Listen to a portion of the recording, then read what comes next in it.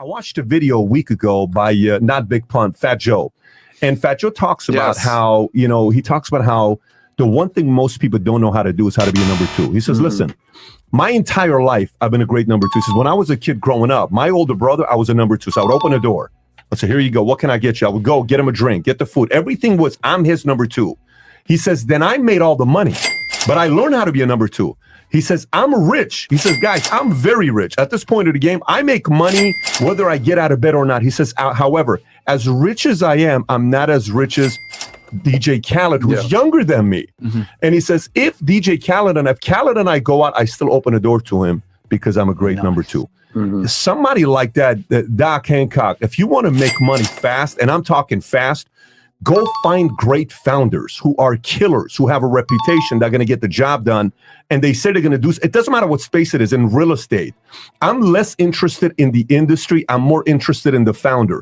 Not only are you going to learn the habits of this founder, and then you say, hey, Myron, what do I need to do to own a piece of your business? Hey, Fresh, what can I do to own a piece of this thing you're building?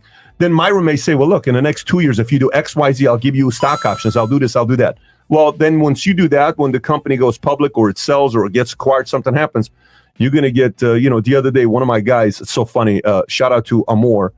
Amor was my boss 21 years ago. When I say boss, he was kind of the guy that monitored all the business I was doing on the securities industry. He got me out of trouble. Like if I was doing business and I was younger, he said, don't do this, don't do that. He's a compliance guy. He kept you from being Jordan Belfort. He's that guy. Okay, sweetheart of a guy. So I love him. So one day, him and I meet at Rafi's place, and I said, Amor, what are you doing where you're currently at? He says, well, I'm doing this. I'm like, listen, I started an insurance company. You know how hard I work. Why don't you come and be my compliance guy?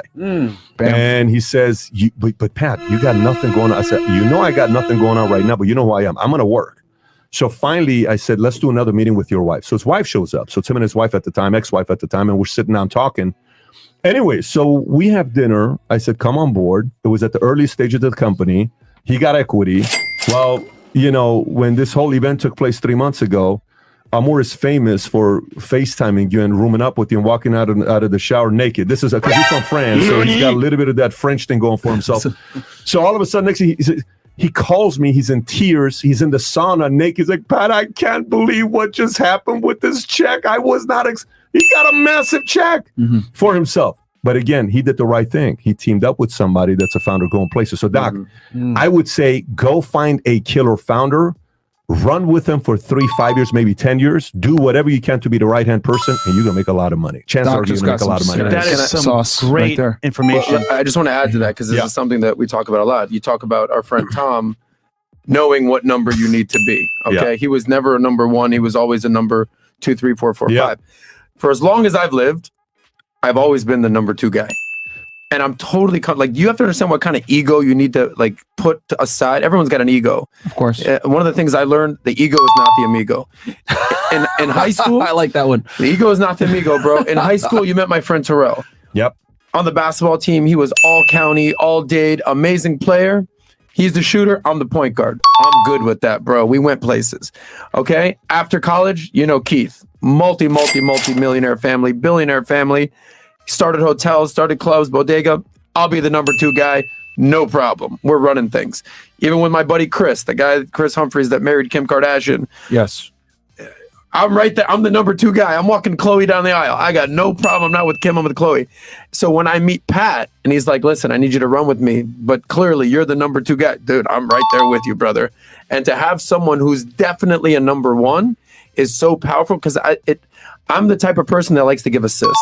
I don't need the ball. I don't need to be a scorer. If we did play basketball, I'm more like a number 11. Just so you know. He's more of a Dennis Rodman type. He's like the Persian Dennis Rodman. But what Pat's saying is maybe you're not the number one, bro. Maybe you're the number two. There's nothing wrong with being the number 3 or number 4. It's like us. Yeah, I'm a number 2. I'm glad with it. Yeah, he's number 1. But it's different. You excel in different things. Listen, what you just said. Okay, so today it's so funny. We're driving today, and we're going to have lunch with Mario and Tom and Jennifer, my wife, and we're talking about relationships, marriage, which I know you guys are very excited about getting married one day. But we're talking about marriage and relationships, right? And so we talked about different women in your life, the difference between being smart and wise. Okay, Most people want to be smart, okay, because it's impressive. You want to kind of hear how smart I am. What you just said, you're not smart. You're wise. A smart person may want to compete with him and say, no, I'm going to be better than Myron, all this. No, you have wisdom. And it's very difficult to teach that, to have wisdom. It's a choice that you make. And that's a sign of maturity. For a guy whose age ends with the number 9, starts with the number 2, that's about to turn 30 in October 2nd. And by the way, just so you guys know, I know you guys don't share this kind of stuff off camera, right? Like 5 minutes before we got started, he was crying on my shoulder like, when I turned 30 years old. I was telling him it's okay, it's going to be fine. So, well, you're going to be all right, bro. Well, I got to say this, man, because that's true. I studied Proverbs for wisdom, and God granted me that. So thank you for saying that. That's awesome. But well, to your credit, there's things you excel in as number 1. Like you're the guy out on the clubs, out in the boats, networking. That's your role. In that capacity, you're number 1.